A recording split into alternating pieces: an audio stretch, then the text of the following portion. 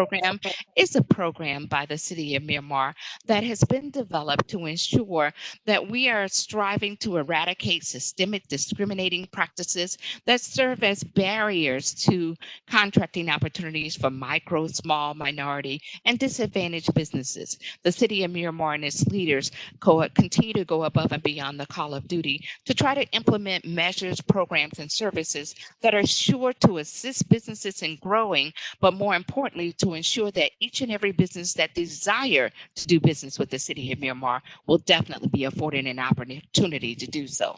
And so with that, there are a couple of measures and things that we do. Paul, if you can go to the first screen of the bid program, we're looking at your introduction instead of the presentation. Thank you so much, sir. If you can go to the next page.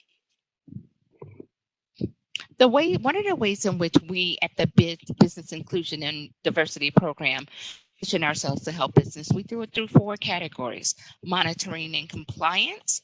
We do it through outreach and education, and this webinar is just our virtual format for that amid this COVID pandemic. We also have a contractor database, which you'll be hearing a little more about in a few minutes. And then we do the minority data collection, and that's an initiative that's being advanced to ensure that not only the bid program, but each and every department within the City of Miramar is equally, all of the directors are working just as hard as well as every other leader to ensure that we continue to ensure that small, minority, disadvantaged, and micro businesses have opportunities to do business with the City of Miramar. And the first way that we can position you to do business is through vendor registration. That was something that was definitely clearly laid out by our procurement department in our first webinar. Once I conclude and give you a thank you note, I will provide you with a step-by-step form that will assist you in becoming a registered vendor with the City of Miramar. This is critical because so many businesses continue to approach myself, directors, all of the leaders. They will talk to each and every one of you. My doors are always open. We will speak with you. The first thing that businesses say to us is, how do I do business with the city? What can I do to be a vendor with the city? Well, the answer to that is vendor registration. This is the actual process whereby you as a business owner will go into the city system, enter your information, and ensure that you notify the city through the NATE codes and all of that valuable information, which was clearly described in our first webinar, and you'll be able to review. But you will communicate to the city exactly what your goods and or services are. And each and every time the procurement department releases a solicitation or trying to procure those particular services, you will receive an email in your inbox notifying you that the City of Miramar is seeking to procure for your goods and your services, and more importantly, offering you an opportunity to take advantage of that solicitation and respond. Okay, so that's how we do what we do at BID. We're going to continue to move along to today's event. We have an amazing panel of experts that have joined us today. First, I would like my co-partner, my colleague, Mr. Paul Njoroge, to please join me in letting you know a little more information about how you can take advantage and position your business through the BID Contractor Database. Paul, please take it away. Yes, indeed. Thanks a lot, Dr. Hollis. We always appreciate you 100%.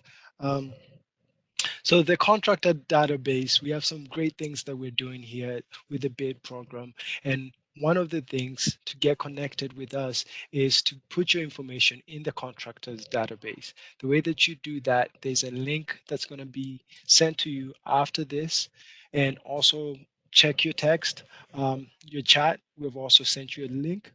We need you to click on that link and fill it in. Now, what is the contractors database? The contractors database, in a nutshell, it's an online hosted form that gives the bid team your contact information and all the information we need to give you on upcoming events, opportunities, as well as share your contacts with other agencies who are looking for contractors in your field and other contractors also looking for subcontractors in your field. Dr. Karen can assure us and tell us that she gets calls almost every day asking her for a list of contractors or subcontractors in different fields. You can't even imagine. So if you're on this webinar, we do need you to put your information into the contractors database. Now, who can submit? Willing and able companies are the ones that we're looking for. If you think you have the capability to take on a project, we need you to fill out that form as soon as possible. And why do we need this? Because it is our mission and our vision to recruit companies just like yourself, and also help you develop your business, because the more you develop, the more that we keep our jobs. So at the end of the day, uh, we are here for your sake. Again, my name is Paul. You can always reach me at diversitycompliance@myanmar.gov. And also that link will be sent to you, or you can click on the chat. Thank you, Dr. Hollis. Fantastic, Paul. And you said it clearly. That helps us remain employed, which is a big deal.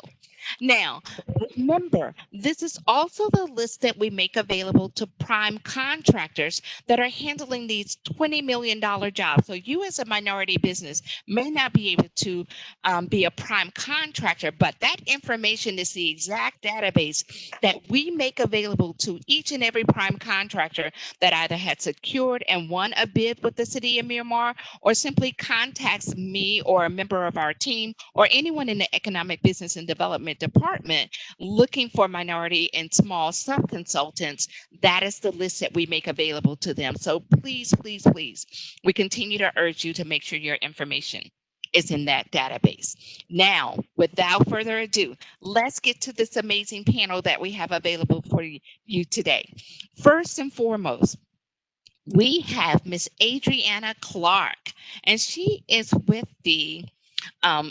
the Southeast Region Director of the U.S. Department of Transportation, Office of Small and Disadvantaged Business Utilization. She handles the Southeast region. As the Southeast Region Director, she is tasked with administering programs designed to enhance the competitive landscape of DOT small business customers. And for the last 18 years, she has utilized her strong business acumen to create value and strengthen capacity for smaller minority entrepreneurs to launch, grow, and succeed in business. Mrs. Clark is one that I have known personally for perhaps all 18 years. We've been laughing. We were doing this outreach event pre-children and husband, and we're still at it. And all of our kids, well, she's now a grandmother, but both my sons are in college. It is always a pleasure. Thank you so much, Adriana, for joining us today. I'm excited about you letting the businesses know about this amazing program, because it's so sad that so many of them do not know the wonderful services that you and your office are making available to certified businesses. So please, without further ado, I present to some, reintroduce to others, Mrs. Adriana Clark. Take it away, Adriana. Dr. Hollis, thank you so much for that introduction, and such a pleasure to join everyone today, including all of our co-panelists. To the Board of Commissioners, the City of Miramar's Mayor Messam, our small business CEOs, of course, Dr. Hollis, and the entire Business Inclusion and Diversity team, it is my pleasure to join the BitBit virtual series today and bring this really important information to our audience. So again, thank you for inviting me, and I look forward to sharing what I know with everyone who's joined the call to receive the information. And we're going to get right into the presentation. As Dr. Hollis stated, I am with the United States Department of Transportation, the Office of Small Business, and what we do is small business support, small business and procurement.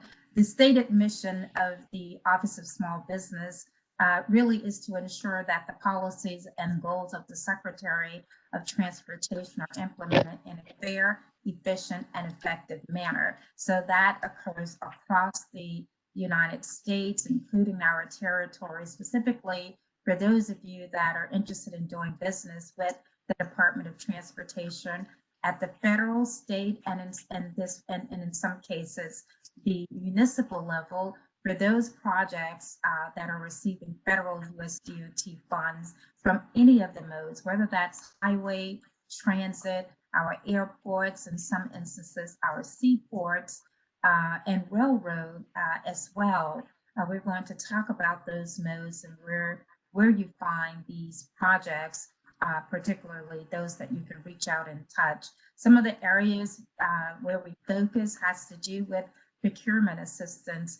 Just navigating the federal government process can be sometimes cumbersome and laborious. And so the regional offices, such as my office, are here to assist those firms just to get started, to point you in the right directions, to make sure that your supplies, your services align with that of a Department of Transportation mode. And so we make that connection to opportunities. The Department of Transportation also, maybe about 5 years ago, stood up a mentor protege program.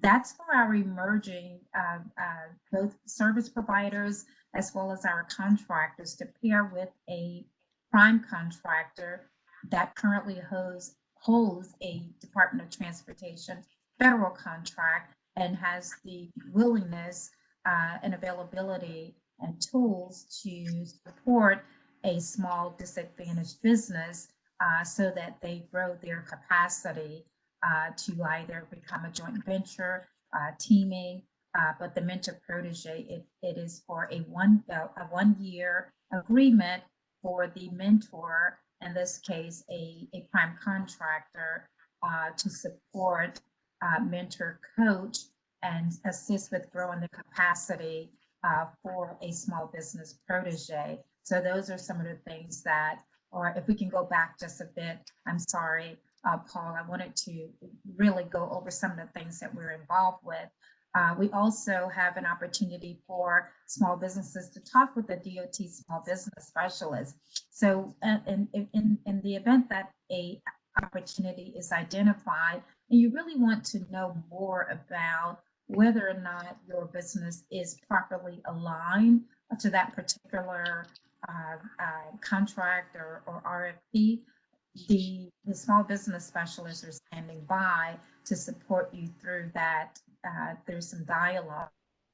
The suretyship is a very important program with the Department of Transportation. For our contractors, we spend a lot of time and effort and resources behind what the department is involved with to ensure that bonding capacity does not hinder the opportunities for small businesses. Thank you. And next slide.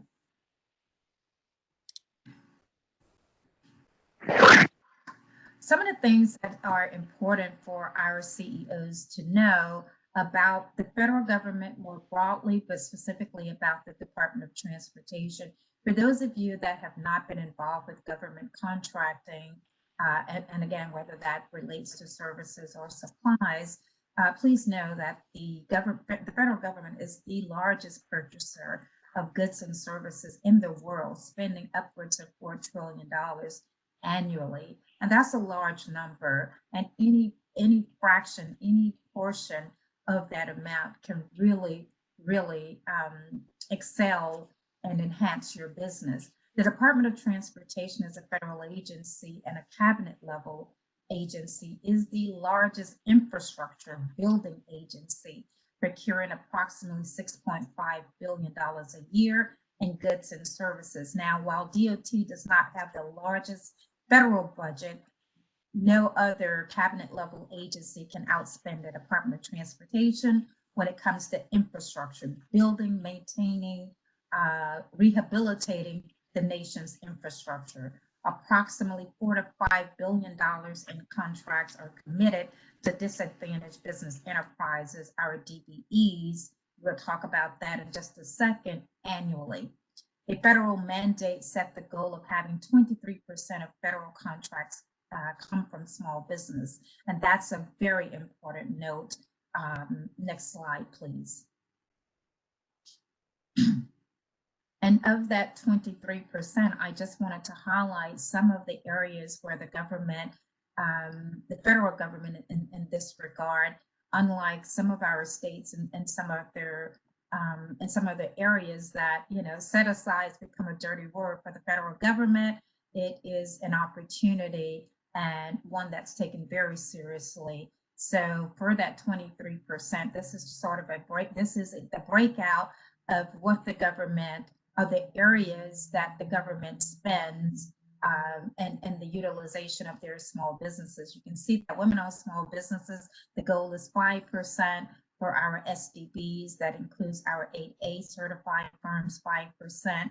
Our service-disabled veteran-owned small businesses are a really important stakeholder for the federal government. There's 3% spend, and then there's our hub zone located businesses at 3%, the remainder of which are SBEs or small business enterprise, and those are the areas where the government in some cases exceed, and in this past fiscal year fell short and only in our hub zone area. So please keep that in mind, that the government does set aside contracting dollars very specifically for, I'm sure, who's our audience who's on the who's joining us on the webinar today. Next slide, please.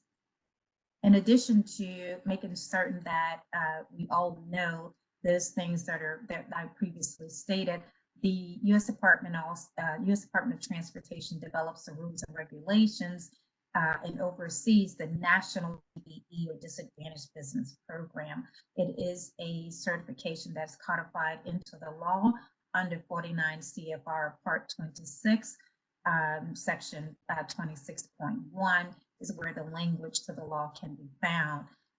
The state and local transportation agencies are the entities that certify the disadvantaged business enterprise to participate in DOT assisted contracts. Again, more directly at the federal level, but at the state and municipal levels, where the Department of Transportation is the grant making arm, where you see our local, where there's airport, highway, transit projects that are receiving federal DOT dollars to ensure that our roads, our bridges, our highways are maintained, that they are built, you know, for the express reason for the traveling public and for the traveling public to be safe. Spanning nearly 40 years, the DBE program is certainly the Department of Transportation's signature small business initiative. Next slide, please. Just a real window into some of the areas where the Department of Transportation spend is dedicated. I wanted to reflect from the previous fiscal year some of the top 5 areas where the Department of Transportation's spend: custom computer programming services, janitorial services, training, and also consulting services for 2019. Next slide, please. And then a more recent look at where the Department of Transportation, I pulled down some data for our audience to see, and to see if these are areas that you can provide the federal government specific to DOT. These are the top 5 areas where the most recent spend has gone. Take a look at translation and interpretation services as a top spend for the Department of Transportation. That has largely to do with the pandemic, the health pandemic. That information has had to go out to a wide variety to the public, and translation services has been important as this information, you know, obviously is in terms of the federal government, the services that the government is procuring, and just some important information for all its citizenry. Security guards and patrol services has been a top spend. Of course, engineering services always line up when it comes to DOT spend. Data processing, hosting, and related services, we can't say enough about those areas. If those are areas for which you can provide the federal government, I certainly implore you to look to the Department of Transportation, because this is where most recently the government, our DOT, is spending its budget. Next slide.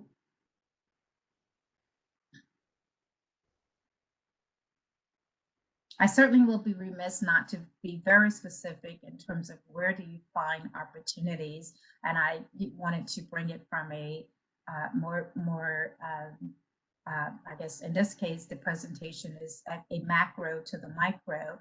And then if you would see, of course, City of Miramar, whom we're with today, who's hosting our webinar for us, where to find those solicitations, some of which certainly you will find some portion of the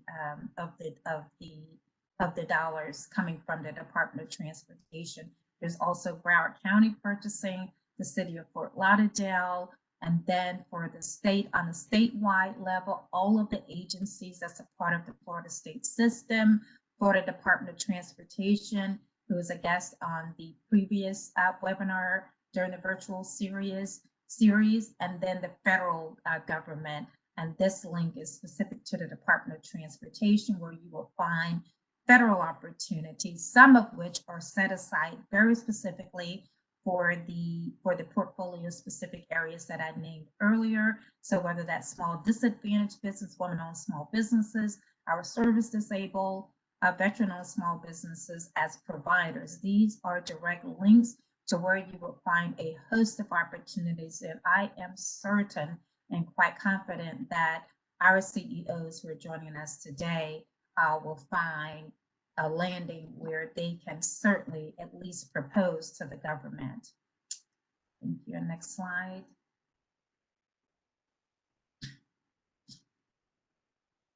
I just wanted to, and would be remiss again if I didn't mention, given the current pandemic that we find ourselves in, to speak a bit to that. I found one of these quotes, and I found this quote, and I thought it was so fitting for today and the time that we're in. Make sure you're lifting up every rock and looking under each one of them to see what your options are. So leave nothing undiscovered during this time. Make sure you're thinking outside of the box. Business is not business as usual, and make certain that your business is in front of the innovation and in front of the opportunities that are being presented that are very different from what we've known. Continue pivoting to the new reality of doing business. It's simply not the same. Technology proof your business and its operation, making certain that you can get to all of your capability statement, for example, make certain the latest of technology. We're in this era where we're using virtual platforms unlike before, and making certain that your business, your operation is up to that standard and are able to connect to the platforms. Streamline and make sure everything is automated, your capability statement, your business information, that you can be responsive today fitting. So it's the start of the new fiscal year for the federal government, October 1. So we have a lot to look forward to. I promise you, in the area of the Department of Transportation, the opportunities vary, they're wide, and I believe that our small business CEOs will be relied upon, and that your services and what you provide to the nation's government is certainly will be sought out. Next slide.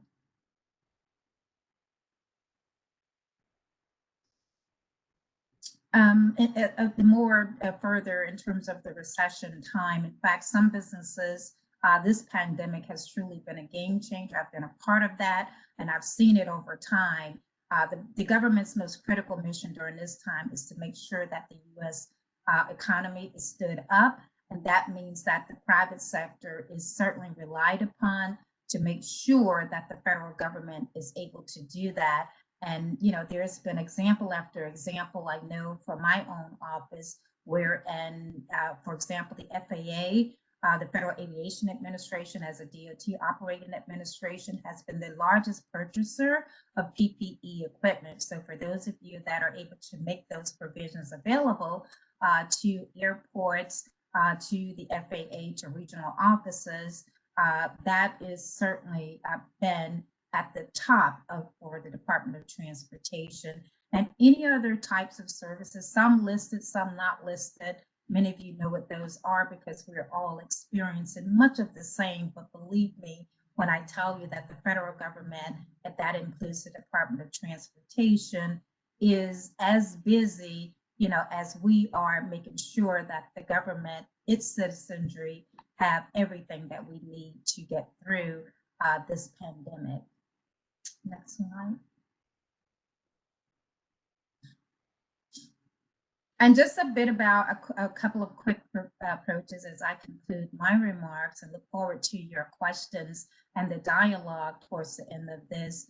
As you approach government with a proposal, with suggestions, with your provisions, make sure whatever you say that is saving the government and taxpayers money. Those are just absolute key phrases to getting your foot in the door. When a acquisition officer is listening, the first thing they want to know, how are you going to save the government money? That you're going to solve an immediate problem, that your product and or service is straightforward. It's not a lot for the government to or official have to figure it out. Make sure you're ready with a very short and very targeted pitch in terms of what provisions that you are ready to provide. Next slide. And just some simple do's or don'ts here. I believe this presentation will be made to our audience. I'd like for you all to, take a look at these. These are some real nuggets that I believe will help you in terms of getting your foot in the door as a small business. Some of the things that you certainly want to do and things that you want to shore up about your business, about you as a CEO, and then some of the things that you want to avoid when it comes to that interface or that interaction that you may have with a person who's in position to purchase your goods and or your service. These are just some do's and don'ts. I won't spend the time as our time has wind down, as my time has wind down in terms of the presentation. It is provided here for you, and I certainly will encourage you to take a look at those points. And I believe that's what I have for our audience, HOLLIS and the team. Again, so much. And again, I stand by and look forward to questions and dialogue with our audience. Thank you again. Now, Adriana, thank you. Please stay on the line for just a moment. Some of the things the invaluable information that you made available is just so critical. First and foremost, thank you very, very much for the how to find opportunities. We will maintain and place that on our website so that our businesses can continue, because it's so imperative. This pandemic, unfortunately, I've been on webinars just like you over and over again. The SBA is calculating that over 40% of small, minority, and disadvantaged businesses will not survive this pandemic. They will be closing and not reopening. We understand the severity. If you do not know as a small business how critical it is for you to remain in business to this United States of America, you will soon learn. Small businesses are really the pillar of this United States, and we are working hard in our capacity to continue to do what we can to keep you open.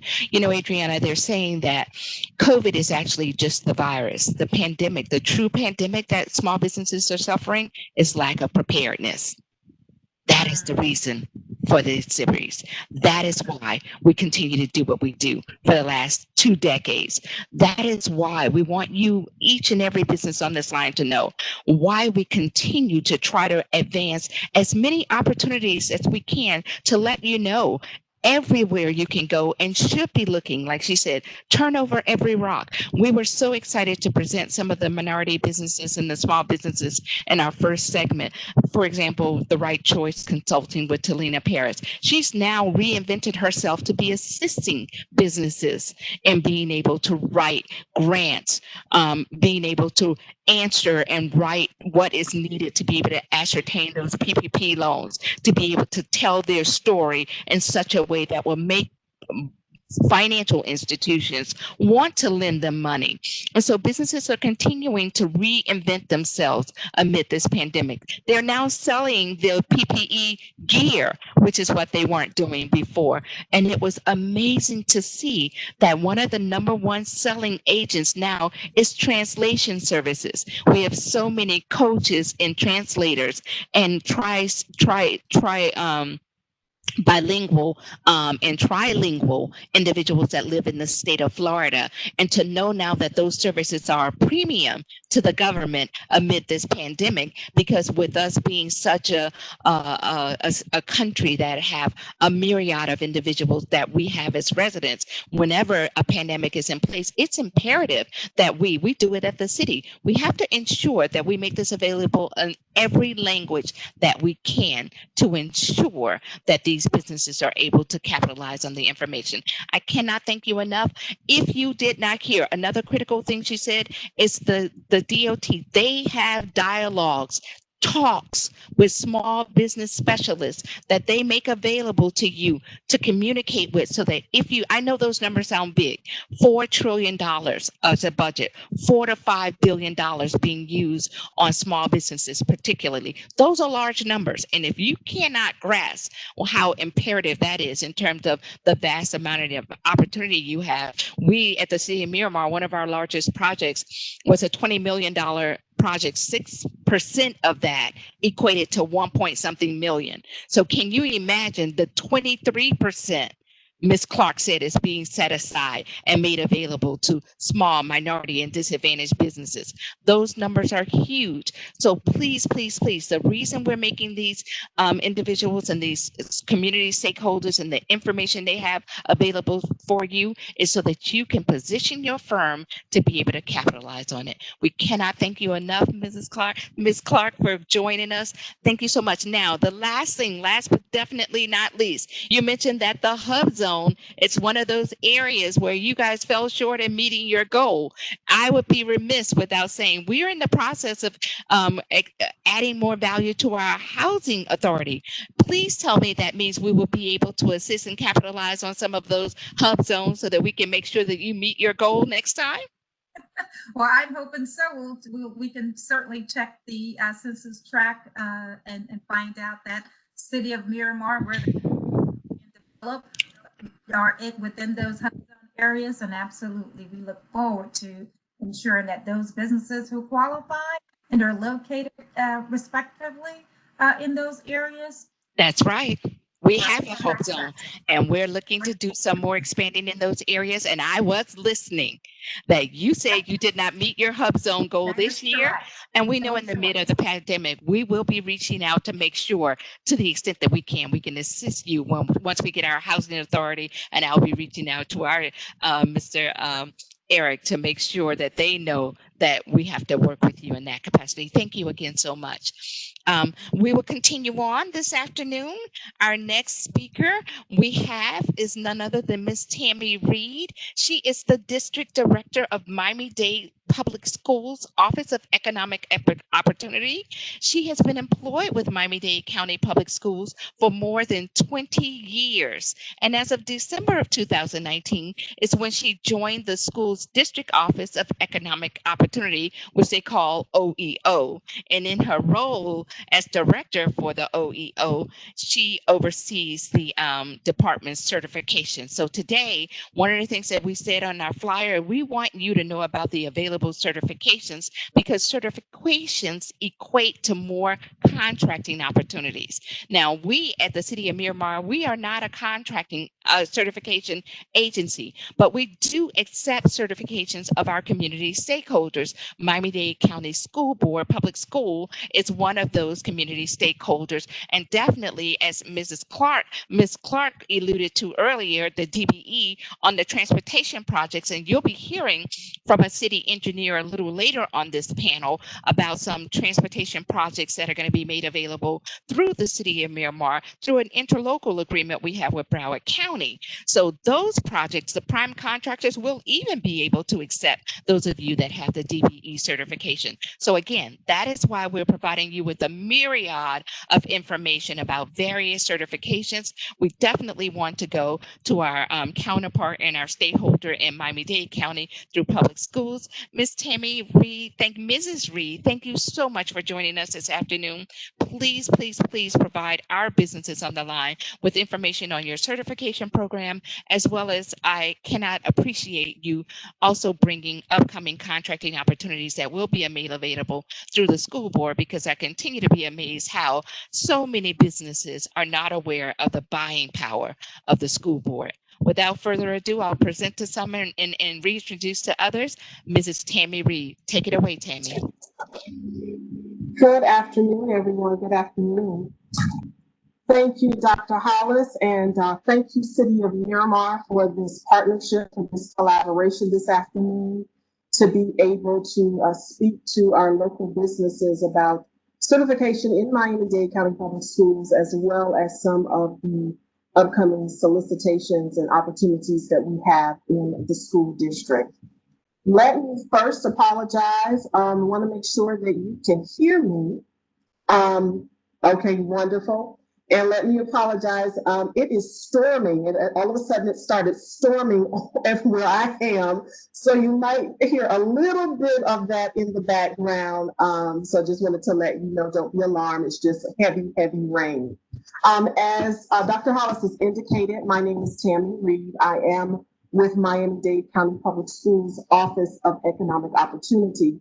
And what we do in the Office of Economic Opportunity is to promote the formation, the economic inclusion, and growth of specific business classifications. Now, our office engages in ongoing collaborations like the one that we are all taking part in today to promote a more vibrant and inclusive marketplace to maximize economic opportunities for our businesses that fall into certain classifications. How do we do this? Well, we do this through certification, which we will talk about more today. We also do this through compliance. We have a compliance arm under the Office of Economic Opportunity, and we do this through outreach.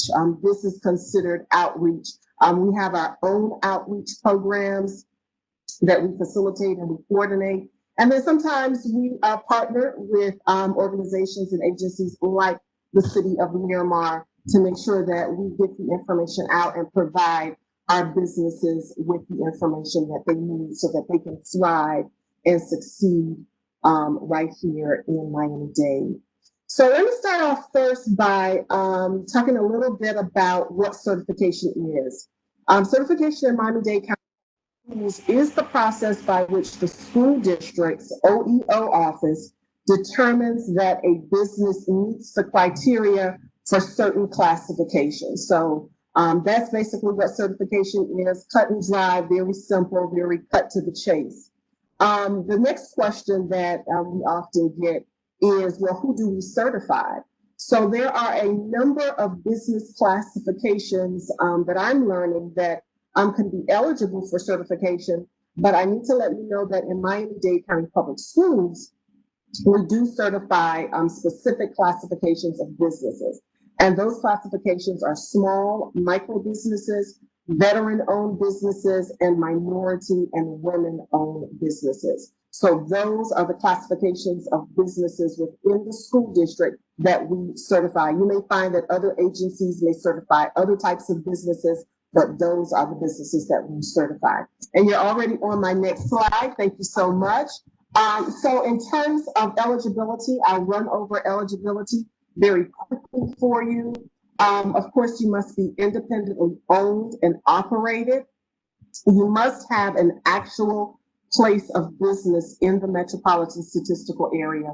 What do I mean by the metropolitan statistical area? Well, your business must be in Miami-Dade, Broward, or Palm Beach counties. Okay, we certify in those three counties. Beyond those 3 counties, if if you're somewhere in Tallahassee, I'm sorry, unfortunately, we will not be able to certify you. But certainly, if you fall within those 3 counties, you would be eligible for certification.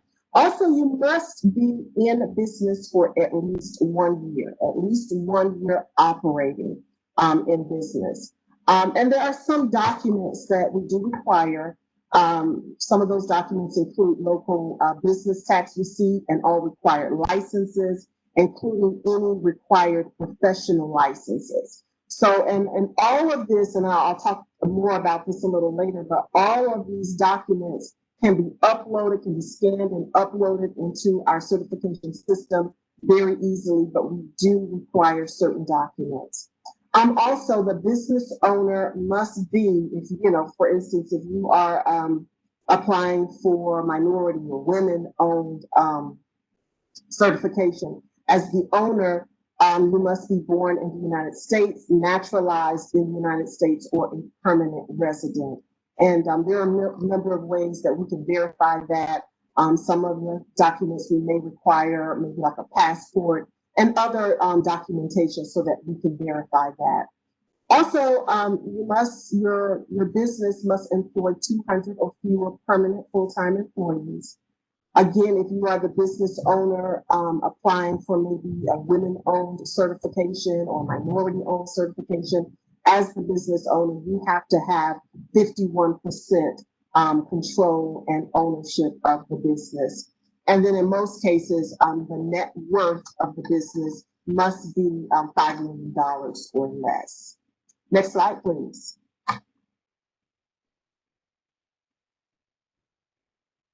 Okay, so I want to convince you that certification is the way to go. And really, it is an easy breezy process. But I want to let you know that there are some real benefits to certification. So first, I always like to tell businesses that I speak to when we do our outreach is that as a certified business with Miami-Dade County Public Schools, you will be a first-tier referral to other departments. I can't tell you how often we get calls from schools or from other departments. They may be looking for a small business to be able to do, maybe it's just a one-off, a one-time job, but we get these calls constantly. And what do? We go to our certified vendor list. If you're not on that list, then we cannot go to you, we cannot refer you. So you will become, as a certified vendor, a first-tier referral to other departments. And it says departments there, but we also get calls from schools. And keep in mind, I think we have like over 300 schools, and they have need for all types of services, a lot of times catering services, and just a plethora of different things. Also, you will receive prominent listing in our online directory. I wish I would have thought to bring a copy of it with me. We're working remotely, so I have my copy actually at the office.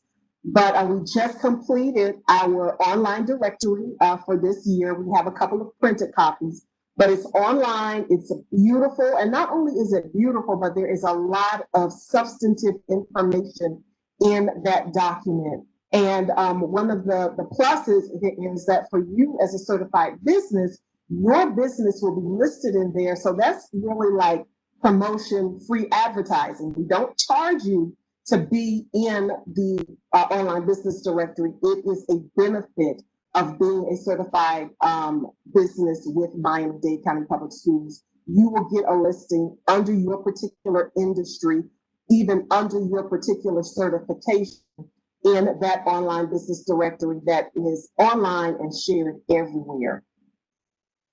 As a certified business, you will have opportunities with sheltered market opportunities for certified firms to complete school district contracts. We have something called goal setting, where we set goals specifically for our businesses that fall into those specific categories, into those specific classifications. So if you are not, we don't know that you're a certified business. If you're not a part of our database and a part of our listing as a certified business, we cannot offer those opportunities to you. But if you are, you would be, those opportunities would be available to you as well as a certified business with Miami-Dade County Public Schools. So some of the other benefits, mandatory subcontracting opportunities with prime vendors. Sometimes we do have contracts where we require the prime vendor to have a minority or woman-owned or veteran-owned business as a subcontractor on that solicitation or on that contract. Again, that's a benefit to you if you are a certified business with Miami-Dade County Public Schools. You'll also get notice of upcoming contracting opportunities. We are sending out information to our certified businesses almost every day, and you will get notification of those opportunities. And it's just a matter of you following up and doing the research to make sure that you get your documentation in if you are eligible for that contract to apply or compete for that contract. Also, automatic subscription to the Opportunity Knocks monthly newsletter and automatic subscription to Weekly Digest, which these this is information that is produced in our office. So I always like to say, when we talk about benefits of being a certified vendor, I always like to go back to this quote that I has just kind of stuck with me and resonated with me. It says that diversity is to the party and inclusion is being asked to dance. So what we really try to do is not only invite you to the party, we want you to the party, but if you want to dance, we want you to dance too. So for us, it is about diversity and inclusion and making sure that we are doing the things that we need to do, putting the programs in place that we need to put in to make sure that everyone has an opportunity to compete. So that's really what it's all about. If I can go to the next slide, please. Okay, so now you're asking me, okay, Tammy, how do I do this? How do I become a certified vendor? Let me kind of give you 3 little easy steps to becoming a certified vendor. First of all, let me just let you know, everything is online. It's all online. You don't have to worry about keeping a file with loose papers falling everywhere. The only thing that you will need to do is upload your documents, like your tax documents and other documents that we require, but all of your information will be online. But the first thing that you need to do, and I want to stress this point because a lot of times our businesses conflate the two, but the first thing that you need to do is you need to become a registered vendor with Miami-Dade County Public Schools. And you do that through our procurement office. And we have, you might want to take a screenshot of the slide that we have on the screen, but you can go to this URL, this website, to download that form. It is a downloadable form, and you will have to download it, complete it, and submit it back to the procurement office, okay? Well, we are, even though we work closely with the procurement office, we really are separate from the procurement office. So you register as a vendor with the procurement office. You can also go to procurement.dadeschools.net, procurement.dadeschools.net. And my boss, who I'm going to introduce a little later, she also reminded me that certification is free. It does not cost in Miami-Dade County Public Schools. You may find that in other entities, there is a nominal fee. Miami-Dade County Public Schools, there is no fee. It's just a matter of your time to complete the application and submit the required paperwork, but no cost to you. So once you become a registered vendor and you receive your vendor registration number, then you can start the certification process. Again, all online. The website is there. You just go to that website, you create a profile, and you just start the application process. There will be some documents that you will have to submit, but really it is a very easy breezy process. Once you complete the form online, submit all of the required documents, and hit that submit button, it goes to one of our certification team members. They review it, if they have any questions, but if everything is in order, you can have your certification within a matter of days. It doesn't take weeks and months, but in a matter of days. So that is the final 1, 2, 3 easy breezy that OEO would use and process as your completed online application. Again, everything is online, and if you're like me and you don't want to have a file with papers everywhere, you are really going to love and enjoy this process. I do encourage you to do that. Next slide, please. So Dr. Hollis mentioned that we have some solicitations and some opportunities coming up with Miami-Dade County Public Schools. If you are a business and you are on the line, what I do encourage you to do is to make the following website your friend: procurement.dadeschools.net. You want to make it a favorite on your browser, because what our procurement office does is they have what they call a forecast list, which kind of gives you an idea of some of the solicitations, some of the opportunities that may be coming up in the school district. There's also information about RFPs and RFQs and ITBs and other information that's already out. But if you want to start looking ahead and start getting yourself prepared for what may be coming in the future, I really suggest that you look daily at the forecast list and do your homework, do your research, because they are constantly updating that information, and you don't want to miss an opportunity that might be just the opportunity for you. So I do encourage you to make procurement.dadeschools.net your friend, as well as oeo.dadeschools.net. OEO wants to be your friend too. So make sure you make oeo.dadeschools.net your friend as well. But you might want to take a screenshot of this. These are some of the solicitations that are coming up. I do encourage you to, again, to go to procurement.dadeschools.net to get just more information about some of these solicitations, because that's really where the meat of the information is. But this is just to give you an idea of some of the things that may be coming up. And I think I have another slide with more opportunities, direct procurement opportunities. If we could go, okay, these are facility subcontracting opportunities. So for those of you who are in construction, who are, anything, dealing with construction and facilities, these are opportunities that you want to take a look at. And again, procurement.dadeschools.net should become your best friend. Next slide, please. So finally, in closing, I wanted to keep it brief and make sure that we gave you just the salient information that you will need. But I encourage everyone on the call, all of the participants, to take a screenshot of this slide. This is the OEO team.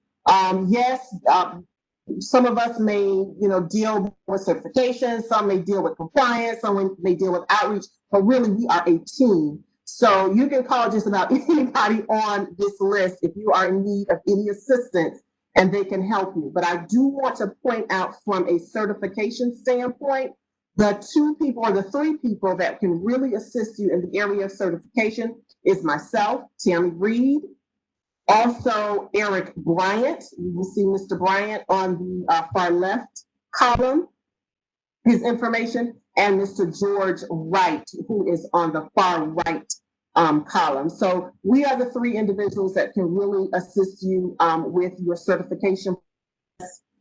Before I close, I do want to mention that we are on social media. I always do my shameless plug for social media because we do push out a lot of information through our social media platforms. So if you happen to be on Twitter, Instagram, or Facebook, you can find us at MDCPS-OEO. That's MDCPS-OEO for Miami-Dade County Public Schools Office of Economic Opportunity. Also want to make mention of our Technical Tuesdays. Now, yes, we are all working remotely, so we're not really doing Technical Tuesdays like we usually do them. Under normal circumstances, on Tuesdays from like 10 to 2 p.m., you can come into the office. We ask that you make an appointment, but if you don't have time for that, you just happen to be downtown, you can come to our office. We have staff that will sit down with you and go through that certification process with you right online. In fact, if you bring your documentation with you, we'll help you through the process with all of your documentation. Now, that is under normal circumstances right now. We all know things are not real normal, and hopefully we'll get back to normal very soon. But we're still doing Technical Tuesdays. So those gentlemen that I mentioned, Eric Bryant and George Wright, you can contact them and they can help you at any time. And finally, I know Karen's face is on, but I cannot Yes. without acknowledging Jennifer Andreu, who is on the line. She's being the silent partner right now, but she leads our team. She is dynamic. She is wonderful. And so I just wanted to make sure that I acknowledge her as well. So thank you for the time, and I will be around if there are any questions. Thank you so much, Mrs. Reed. I cannot tell you how much we continue to appreciate this invaluable collaboration we have in partnership. You are truly one of our most supportive community stakeholders. I'm so excited, and with everything going on, as we had alluded to earlier, a lot of the businesses are reinventing themselves, and I thank you, Jennifer, for not only being on the line, you continue to make you and your staff available to us. She continued to say, make a screenshot. We want you all to know, and I did place in the chat box, we will be making available these presentations. Every presentation that's being provided to us from all of our panel of experts, when we send out the thank you and when we make the recording of these sessions, those presentations become a part of that recording. So they will remain available to you, and they will be placed on both our Economic Business and Development website, as well as the Business Inclusion and Diversity Program webpage. We will make sure that everything that's being made available to you remains available to you. So if you were not able to do a screenshot, please do so. I did fail to mention that if you have any particular questions for any member of the panel after they've spoken, feel free to put your questions into the chat box. As you may have seen, we've been putting some additional information. Jennifer was her co-partner, her colleague, instead in this respect, and adding some of the information that she was making available. But rest assured, we will be providing these slides to you.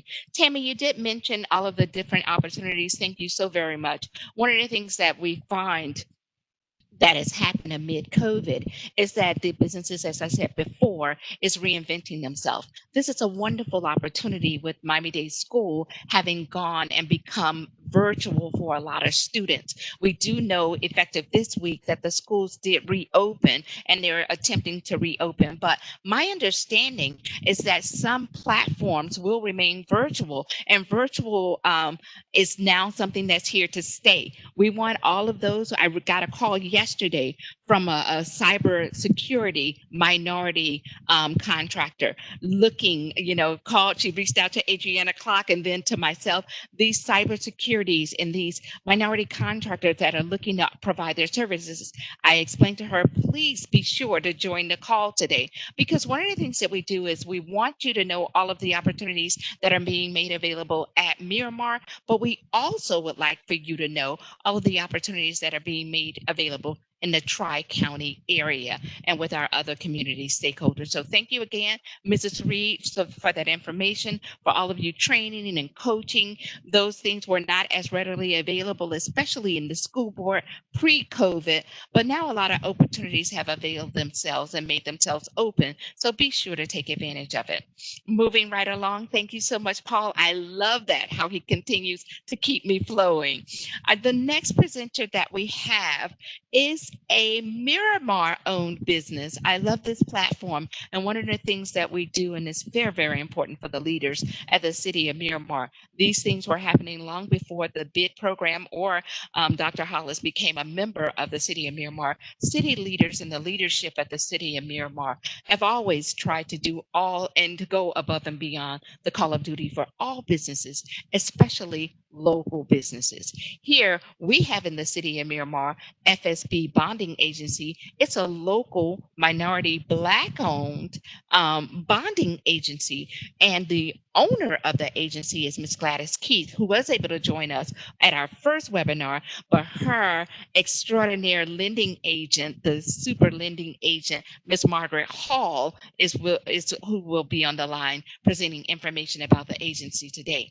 This is a minority agency. It's a local agency vendor in Miramar for all of you businesses that are looking to do construction work, all you construction contractors and sub-consultants.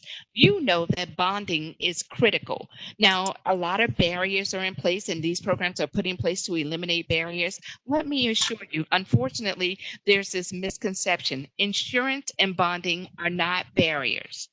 They are required, and they are instruments that are going to remain vital for you to familiarize yourself with, for you to position your, be able to make sure you capitalize on and position your business to be able to ensure that now you heard from Adriana Clark that there are some systems in place to ensure that we can make it so that you are able to secure bonding, and their SBA have programs, DOT have programs, all agencies have programs to assist, but these are not barriers that can or should be eliminated. Again, bonding and insurance are critical. This is why for this panel in this BitFit series, we will continue to talk about bonding and insurance. We have this agency on board, and you will also, along with bonding, you will hear some additional information that is going to follow, because what you will find is your ability to be more bondable depends on different areas like your financial status as well as your credit. So first, we want to introduce Miss Margaret Hall. Thank you, Margaret, for joining us on the call today. We do have your flyer, and if you could just give them a little information about FSB Bonding Agency. Take it away, please, Margaret. Good afternoon, everyone. Thank you, Dr. Hollis. It is indeed a pleasure to be here today representing FSB Agency. On behalf of FSB Agency and the entire team, I am Margaret Hall, here to welcome you and then provide for you some information regarding bonding. One of the first things, as you can see, our capability statement is on the screen. But one of the things that we need to talk about right now is to understand the difference between bonding and insurance. Surety bonds are a non-traditional insurance product. Surety bonds are similar to bank credit. Surety provides assurance that the contractor can, complete the project and pay the bills. And the surety companies guarantee 100% of the contract amount. Now, bonds are a three-party contract between the contractor, the surety, and the obligee. The bid bond, which normally comes in the front, says that the contractor is going to bid on a job, submit it in good faith, and that the contractor will enter into a contract at a bid price and provide the performance and payment bond. So that's one of the things we want to make sure that you understand about bonding. The performance and payment bond comes afterwards. We also look at the 3 C's when we're looking at bonding capacity, capability. The 3 C's are capability, capacity, and capital. That means that they're looking at are you able to do this job? When you ask for a bid bond, someone may come to you and say, I want $1 million bond. Well, the first thing we're going to ask you is, have you ever done $1 million project? Because without having that kind of collateral, then it becomes a little issue. The other thing is you have to make sure that your credit is okay. You need to make sure that your credit is at least 650. There are some programs out there that you don't need the 650. However, the best way to get a good bond or at the best rate is for your credit score to be much higher. Your character plays a huge role in this. We're going to ask you about your company. We're going to ask you about the owner. We're going to ask you about everyone that is a part of your business. So character is a part of bonding. And then, of course, capital. Can you finance this job? Can you do this job? Do you have the capability to do the job for the amount of money? As you look at the screen and you see our capability statement, you will see that we not only do contract surety bonds, but we do commercial bonds, and we do construction license bonds, and we do several different kinds of bonds. But we do specialize in contract surety bonds. I will remain for anyone that has any questions for me, and I'll stay here for as long as you need me to. Thank you. Thank you so much, Margaret. Now, as you heard from her, I cannot stress enough the importance of being able to utilize this time. And it's a great time, the downtime. Now we're getting back to work. These series started, and when amid COVID, it was important, really imperative for us as the Economic and Small Business, the Economic Business and Development Program and BID as well. We continued to do all we could amid COVID to try to continue to advance measures that can assist businesses in that downtime. One of the things we were trying and eluding businesses to use this time to prepare yourself, use this time to get your finances in order, use this time to apply for certifications if you're not certified. Because as you heard from two agencies on the panel today and several agencies on the previous panel, certification is a gateway for more contracting opportunities. Now you just heard from Ms. Hall that the bonding capacity is a critical component, especially if you're looking to work on construction projects. There are agencies that will work with you. There are minority agencies that are in place and have been in place for years. They know their experience. You can reach out to FSB. Find out information. Don't wait until you get the project. Now is the time. We're encouraging you to use this time to position yourself to be able to capitalize. Preparation in advance. Okay. Now, one of the things that she said, capability of 3 C's: capability, character, and capital. The one thing that I also want to point out, she said, that when it comes to your credit, they're going to be able to look at in terms of your bonding capacity as well as the amount that you pay. It's no different than anything else. If you have bad credit, that equates to you having to pay a little more. The same holds true in the bonding agency. And so we will first talk about two things. We allowed our Susan Gooding-Liebert is the Chief Financial Officer for the city of Miramar. And I asked her, and she was kind enough to provide, because we really want to provide you with a comprehensive platform of information to which you could go back and refer to position yourself to succeed. Now, when you're looking at this financial statement that was provided by our Chief Financial Officer, you're going to see basic things. We need a balance sheet. You're going to be looking at the income statement. We're going to provide you with this sheet. You're going to be able to look at this sheet. You're going to be able to look at the components of that balance sheet. Paul, if you can zoom in for me on the components of that balance sheet so that we can go over it really quickly with them before moving to the next panel member. When you look at the things that are placed on this balance sheet, it's going to give you a quick view of your company financial condition. You're going to have to be able to provide a summary of your assets and liability and the equity. You're going to need to be able to understand the balance sheet when it comes to making financial decisions. A lot of small micro companies, they make decisions without really conducting themselves and formulating themselves about how everything that you do is going to equate to your bottom line. An accounting equation made up of debits and credits, it says, where debits must be equal to the credits. Now, I am no financial expert. We try not to promote any particular agency for you to use. However, we will assist you if you want. We have a database, and we have CPA firms on that database. Should you desire, you can reach out to myself or Paul and provide you a list of CPA firms that could be available to assist you in further understanding. Our CFO, Susan Gooding-Liebert, is a CPA, and she has a small business. She also allowed us the opportunity to provide you with her contact information, which is on the contact sheet. Feel free to reach out. She prepared this platform for you. She prepared this flyer for you. She can provide you more information on exactly what she means by the information on the balance sheet, the income statement, and the flow. Everything that you will need to position yourself to be able to not only just capitalize on the bonding and insurance, but as you can see with all of the PP loans and every economic stimulus plan that has been released, state, local, federal, everyone wanted to know the financial condition of the firm. And Mrs. Clark, Jennifer, everyone on this panel can let you know it broke our heart that so many businesses were not able to capitalize on a lot of these loans and opportunities that were being made available by the federal government because they did not have their finances in order. We cannot stress it enough.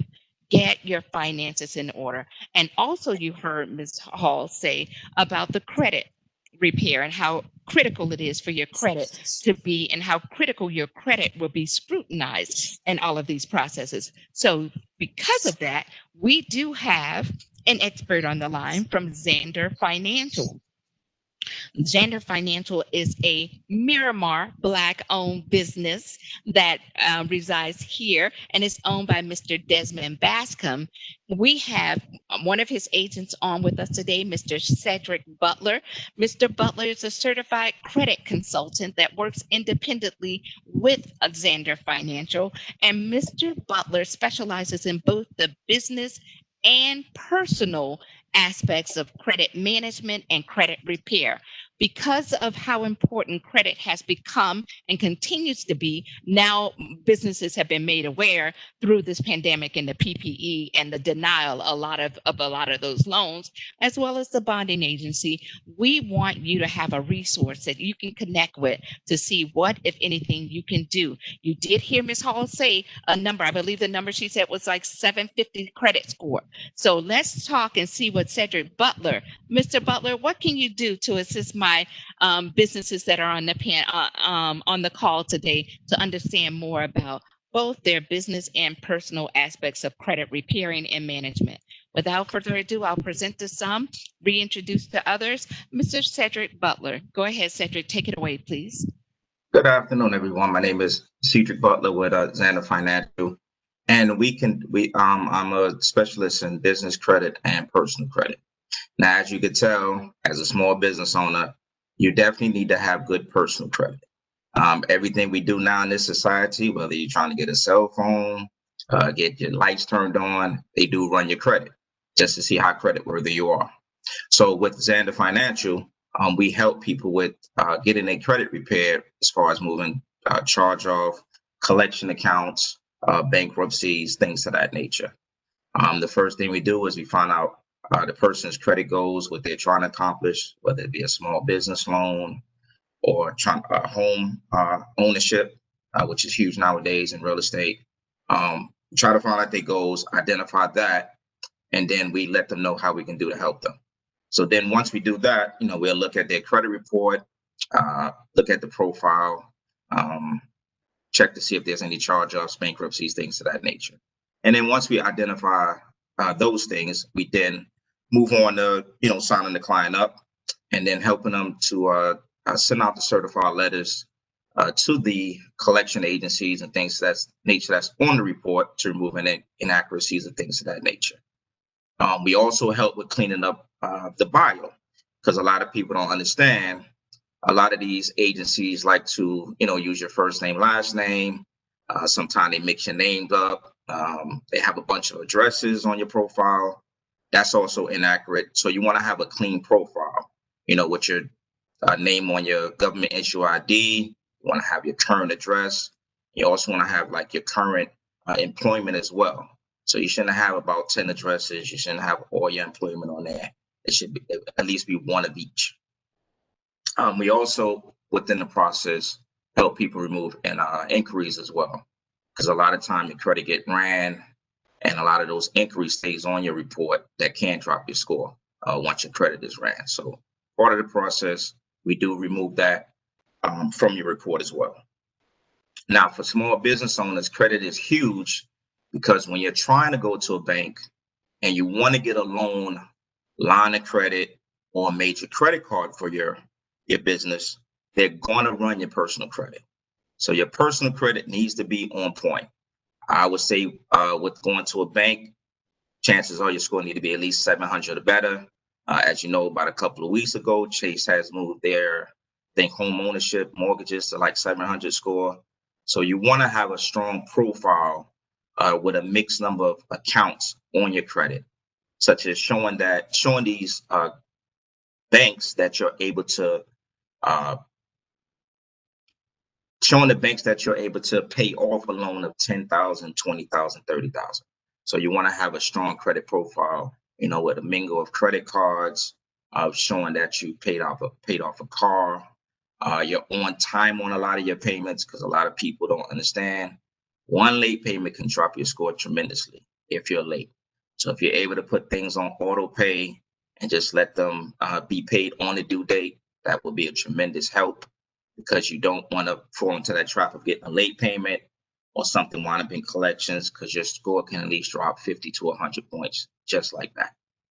So small business owners, you want to right now, if you don't have good credit, you want to work on that, because if you're looking for immediate cash, as I call it, for your business, they're definitely going to look at your personal credit.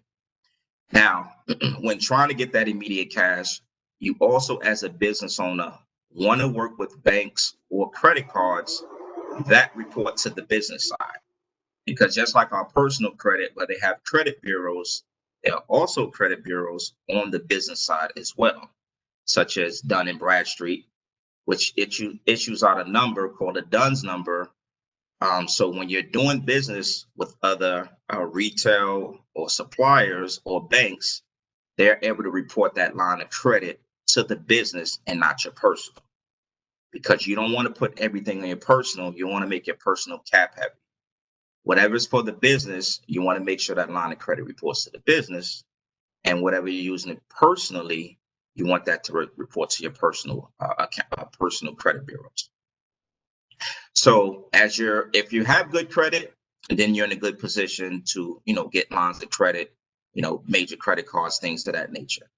If you're working on your personal credit as a business owner, that doesn't deter you from still building up business credit, because there's another side of the equation that a lot of people don't talk about in regards to business credit, which is getting lines of credit with different suppliers.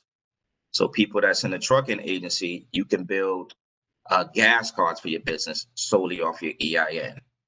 If you're in real estate, there's companies out there like Lowe's, Home Depot, that would be your best friend when you don't have enough capital to fix and flip, and build up these homes. You can go to these places, have a line of credit, get your appliances, get your tools, get different things that you need to help with home improvement. You can also build credit getting office supplies. Different companies offer office supplies such as Staples, Office Depot as well. So don't let your bad credit deter you, because you can still build business credit solely off your EIN. But it's imperative that you do work on your personal credit, because the two will come and meet at one point in time, so you can bring more leverage to the table. Because having good credit just gives you more opportunities for your business and for yourself in need. So I definitely tell people, just work on a personal credit as well. You can also build business credit, because it can definitely help and bring more leverage to the table. I turn it over back to you, Dr. Hollis. Excellent, Cedric. I do apologize. It's okay. You It's did okay. tell me. I have to admit to all of the It's okay. verbs. I do apologize. I go above and beyond trying to do it. Thank I you, appreciate you. Cedric. I appreciate you. No I problem. thank you. This information is so critical for businesses. I love, and in our previous conversations where we talked about, and I was surprised to hear you can do little things businesses can do that they're not aware of. When you go to Home Depot, you said, instead of, if you're a construction company or a subcontractor consultant and you're purchasing parts for the actual company, open that business account with Home Depot. That's a great way, you were saying, for them to build positive, you know, business credit, because Yes. so many micro businesses are using and intertwining their finances, and so many are eluding and trying to help them to structure their business in a way that makes it not only more um, favorable in terms of how to properly operate a business when it comes to IRS, but more importantly, when it comes to things like bonding, insurance, loans, grants, everyone will look at your credit. Everyone will look at your portfolio. So thank you again, Mr. Cedric Butler. I cannot thank you enough. And please, please, his contact information will be made available afterwards. Please reach out. Bonding is so, so critical. So please reach out and connect with them after this. I am so very happy to express that we have one of our city leaders on the line, Mr. Kelvin Butler. He's the assistant city manager, and we, the Economic and Business Development Department, actually is under his realm. Director Taylor operates and is the director for our department. I am with the bid program, but ACM Kelvin Baker is the leader, and he is the one that empowers us to be able, along with all the other leaders, to do what it is and make our services available to you. So I would like for him to speak with each and every one of you. We don't get the leaders on the line very often. So ACM Kelvin Baker, if you could just address the businesses for a moment, I want them to know who you are and the people that are behind the scenes making it possible for Director Taylor and myself to do what we do. We're often at the forefront, but we want you all as businesses to know the people that are really empowering us. And I am even more excited to know because we have Commissioner Yvette Coburn that has also joined the line. And ACM Baker, no offense, I would like to bump you and see if Commissioner Coburn, because I know how tight her time is, can address the businesses. These are the people that empower us to do what we do. Without further ado, please, Commissioner Yvette Coburn, address the businesses. Thank you so much for joining us. Take it away. Hello, good afternoon, all. I was listening to some of the information that you were providing, and it's really awesome to know that we have this information going out to our businesses. I really want to thank all our businesses out there for doing all that they are doing to continue to survive during this epidemic. We're going to get through this together. I know it's going to take a lot of effort on all of our part. And I do want them to know that the City of Miramar Commission, this Commissioner Yvette Coburn, is here to support you, and we have staff that are committed. And this is the reason why we allocated the business grant at the onset of this pandemic, and we have also allocated additional dollars this year to the tune of 750,000 so that our businesses can get help that they needed. I know this is going to be a tough time. We all recognize that, but we certainly are hopeful and committed to make sure that we will get through this together. So that's really the message that I want to get out there to our businesses. Our employees are working really hard, and we are, as far as the commission and senior staff, we certainly are committed, and we're going to do what's necessary to make sure that our businesses survive here in the city of Miramar. So thank you all for all that you do. Thank you so much, Commissioner Coburn. ACM Kelvin Baker, if you could please address the businesses, go right ahead.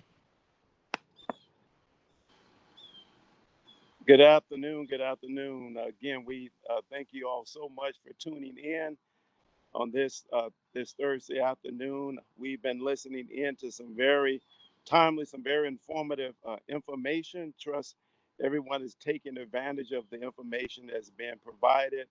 Again, it's so great to have Commissioner Coburn here with us this afternoon. Again, our mayor and commission has been very proactive in ensuring that we shore up our businesses during times like these.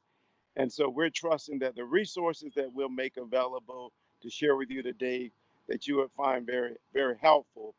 Again, we continue to look at other opportunities, other resources coming down the pipe to again strengthen our businesses. Yeah, I was just sharing with Madam Commissioner that our city spent thousands of dollars advertising our city and seeking to attract businesses. And so during times like these, we have to go back to the drawing board and spend thousands of dollars to make sure we're able to retain our businesses. Again, wish you all the very best and thank you so much for tuning in this afternoon. And thank you both for taking time out of your very busy schedules to reiterate what we continue to say to the businesses. We cannot do what we do without leadership. All of these programs, I no longer say they're free. They're made at no cost to you all, but the city is investing quite a bit of resources and their own personal time and energy to ensure that we continue to promote programs and services that continue to help the businesses not just strive and remain alive, but to thrive pre and post COVID. Thanks again, Commissioner Coburn. Thank you so very much, ACM Baker. I cannot thank the two of you enough for having Thank committed you. and spoken to the businesses directly so that I'm often telling them how much you all support the businesses, but from them to hear it from you directly amid this pandemic speaks volumes to the type of leadership we have at this city. Thank you all again. Have a good afternoon.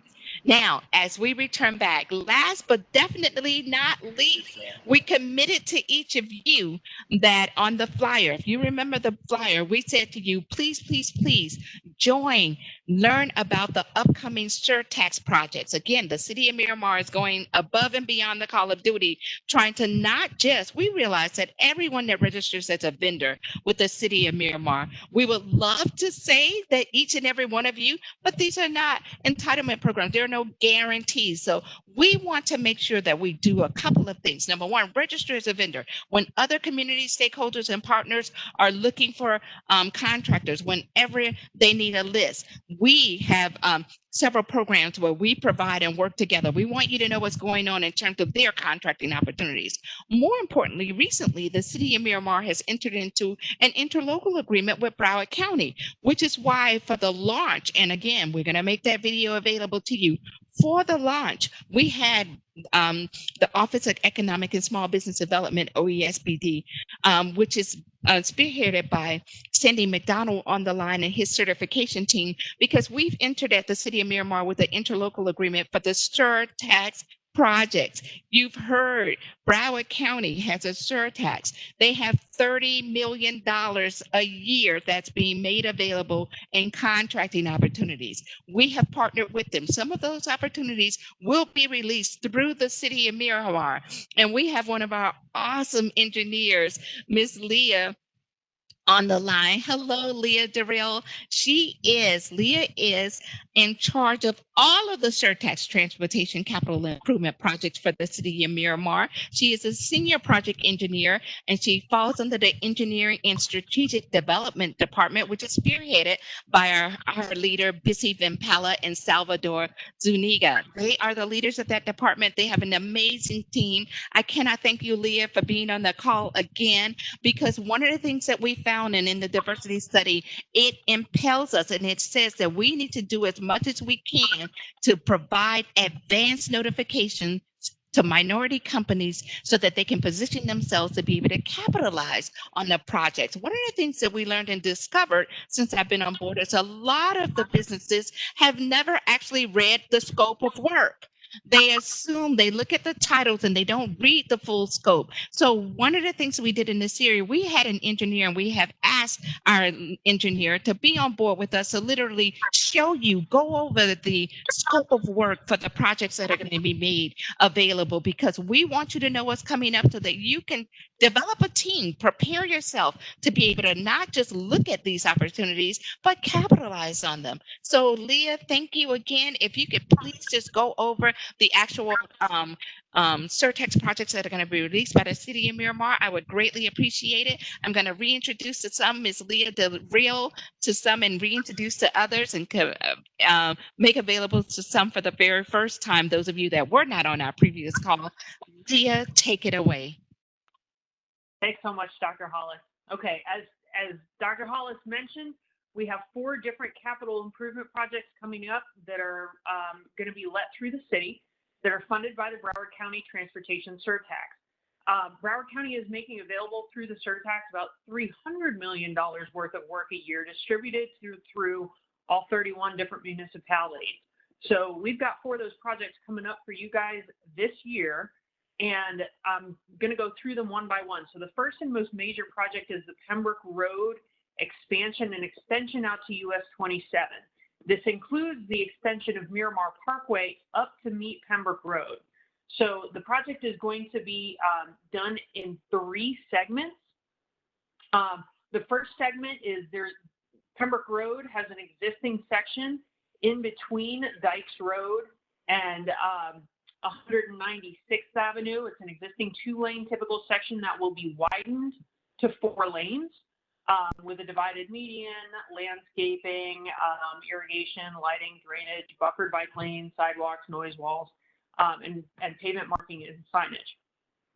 This also includes utilities. So reclaimed water line will be part of the design. A regular standard water line will be part of the design, and a sanitary sewer line will be part of the design. That will be true for both this segment and the extension segment, which runs from 196th Avenue over the canal that's there and all the way out to US 27. There is currently no roadway in that section, so this is an entirely new 4-lane typical section with all of the same design elements as I previously mentioned. The third design segment that's part of that project is Miramar Parkway. It will be extended from Southwest 192nd Terrace all the way up to meet Pembroke Road to the north. That is going to be not a 4-lane typical section, but a 2-lane typical section, but all the same components. So noise walls, landscaping, divided median, traffic signal design that may be warranted for the intersection of 196th or roughly Miramar Parkway and Pembroke Road. For that project, Broward County has mandated a 30% CBE and SBE participation goal. So for my CBE and SBE firms that are out there, this is a great one for you to either go after as the prime or go after as a sub and team up with somebody. The next 3 projects are a little bit smaller in scope. We have a bus shelter improvements project. That's going to be the design of 13 bus shelters throughout the city. There's going to be a large shelter design required and a medium-sized shelter design required. And then we've got 2 bike lane projects coming up for you guys. The first bike lane project is a planning project, not a design project, and that's Pembroke Road bike lanes from State Road 7 to Island Drive. So that's coming up with conceptual design alternatives for buffered bike lanes along both the north and the south sides of Pembroke Road, in between, like I said, State Road 7 and Island Drive. That's over by Perry Airport. The second bike lanes project is a design project, and it's the Pembroke Road bike lanes in between Palm Avenue and Douglas Road. So again, design of buffered bike lanes on both sides of Pembroke Road within that corridor. Now, for these last 3 projects, the CBE or SBE participation that the county has mandated is 0%. However, we still welcome and encourage all bidders. So for my CBEs and SBEs that are out there, don't discount those projects. Even though mandated participation is 0, you guys are still welcome. Go ahead, if you guys have not signed up in DemandStar, sign up in DemandStar. We are targeting letting by the end of the year for all 4 of these projects. And so expect for that to hit your inboxes by the end of the year or early January. We're still trying to work out some of the funding agreement with Broward County, but those will be coming towards the end of the year or early next year. Now, for all of these projects, please note that the Pembroke Road expansion and extension project, including Miramar Parkway, construction, this is the design phase, and construction will follow in about 2 years. So for my contractors who are out there who do the construction side of the house, be ready for that to be upcoming, but it's not quite there yet. For these other ones, the bus shelter improvements and the Pembroke Road bike lanes in between Palm and Douglas, those are in design phase. So construction is expected to follow in about a year. And for the Pembroke Road bike lanes from State Road 7 to Island Drive, that's in the planning phase. So design will be upcoming in about a year, and construction should follow about a year after that. So that's the nuts and bolts of what we've got coming up. And with that, I'll pass it back to you, Dr. Hollis. Excellent. Thank you so much, Leah. Again, we cannot stress enough. Get registered as a vendor with the city of Miramar. Make sure you go through. I will be sending you at the conclusion a thank you and attaching a step-by-step guideline on how to get registered as a vendor. Once you register as a vendor, each and every time every one of these projects are being released, if you're in design and you indicate to us that you want to be notified whenever we're releasing any of these projects, an email will be sent directly to you. If you're in construction, when we eventually a year or so afterwards get to the construction phase and you indicate that you would like to be notified, you will get a direct email. That comes through vendor registration. If you have any problems once we send you that information on a step-by-step, you can reach out to anyone in our procurement department. Again, they were on the line the first session and the contact information is there. Paul just showed you the contact information for all of the panel members of experts that were here and available today. We will be providing you also with the presentations. It will be made available and remain available on our websites, the Economic Business and Development website, as well as the Business Inclusion and Diversity Programs page. We want to make sure that we empower you with as much information as you can. We understand, as our leaders alluded to, that this is a very trying times for businesses. We applaud each and every one of you that continue to remain open and try to do business. You are not in this alone. We want you to know that we're not only here with you, we're trying to develop programs and services that are going to continue to support you to remain open. Anyone that is on this line, if you would like to follow up with questions, a lot of the questions like the credit repair and the bonding, those are personal in nature. So please feel free to reach out to FSB. Feel free to reach out to Cedric Butler. Feel free to reach out to Adriana Clark about all of those wonderful opportunities and the 4 trillion budget and the 4 to 5 billion. And thank you so much, Leah, for correcting me. $300 million a year in Surtax. I think I only said 30, Leah. That's a big difference. These projects will be coming. Position yourself, position your business. Does anyone have any questions? I'm looking in the box to see if any questions. If you have any questions that you'd like for me to ask any of the panel members today, please, you can enter it into the chat box and I will ask them. Feel free. As you can see, we also provided you with all of their emails. You can email them, myself, Paul, any of us, if you have any other questions. I do not see any questions. I do not believe in just holding people on the line. The time has been well spent. We understand that you may not have had been able to attend our first webinar. You missed quite a bit, and we can make that video available to you. Be tuned for next month, November 5th. We continue to provide a myriad and a variety, and we'll be having our very own director of the Economic and Business Development program, Anita Fang Taylor. She will be coming on. We remember it says on the flyer, available certifications. Well, guess what? She's going to be talking about the Brow It Up program, whereby you as business owners are going to be able to secure certifications, some of which will be made available free of charge. I was at a program last night where she presented the program. She's going to talk a little bit about that and give you all of the details and information on how you can position yourself and your business to be able to capitalize on those certifications. We will also have our procurement department, Miss Natalie or Director Ayum will be tuning in on November 5th, because one of the things that the city of Miramar has and they've developed is this library of consultants. We know that small, micro, minority, disadvantaged businesses, it's very, very difficult to compete, even if you know how to write a solicitation, even if you have a small bonding capacity. It's very difficult to compete in that solicitation process, because the larger, not even just the primes, but the larger sub-consultants have more experience. They're able to get more pricing. So we wanted to develop a system whereby the micro and small and disadvantaged businesses that don't fare as well, not because you're not qualified, capable, ready, willing, and able to perform, you're just not able and don't have the experience or the capacity to be able to handle larger projects. Well, guess what? The city of Miramar now has an engineer that's now serves as the city qualifier, Mr. Darrell Jones. And through that process that the city has put in place, we can now develop, and we have developed, library of consultants. What does that mean?